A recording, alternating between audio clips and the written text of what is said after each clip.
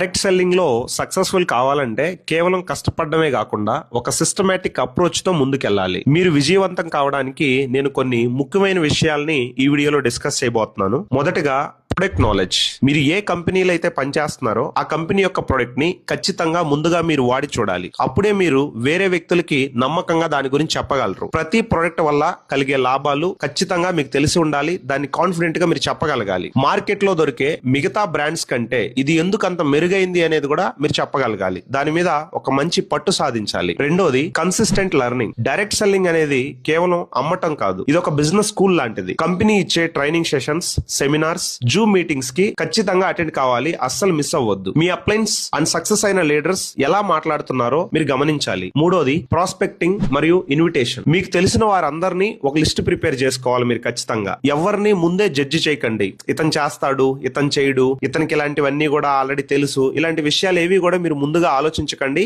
ఎదుటి వ్యక్తిని అస్సలు జడ్జి చేయకండి. ప్రజల్ని బిజినెస్ లోకి పిలిచేటప్పుడు ఎవరిని కూడా బలవంతం చేయకండి, ఫోర్స్ చేయకండి. వారికి బిజినెస్ చేయటం వల్ల కలిగే ప్రయోజనాలు ఏంటో అర్థమయ్యేటట్టు వివరించండి. నాలుగోది రిలేషన్షిప్ బిల్డింగ్. డైరెక్ట్ సెల్లింగ్ అనేది పీపుల్స్ తో చేసే బిజినెస్. కస్టమర్లతో మరియు మీ టీమ్ సభ్యులతో కేవలం బిజినెస్ కోసమే కాకుండా ఒక మంచి ఫ్రెండ్షిప్ ని, వాళ్ళతో ఒక మంచి రిలేషన్షిప్ ని బిల్డ్ చేయండి. మీ మీద వారికి నమ్మకం కలిగితే వాళ్ళు మీతో జీవితాంతం ట్రావెల్ చేస్తారు. ఐదోది డూప్లికేషన్. Duplication is key. మీరు ఏదైతే నేర్చుకున్నారో మీ టీం సభ్యులకు కూడా దాన్ని ఖచ్చితంగా నేర్పించండి. మీరు ఒక్కరే కష్టపడితే అది సేల్స్ అవుతుంది, కానీ మీ టీం అందరూ కలిసి పనిచేస్తే అదొక నెట్వర్క్ అవుతుంది. మీరు లేకపోయినా మీ బిజినెస్ నడిచేలా మీ టీం ని తయారు చేయటమే డైరెక్ట్ సెల్లింగ్ లో అసలైన సక్సెస్.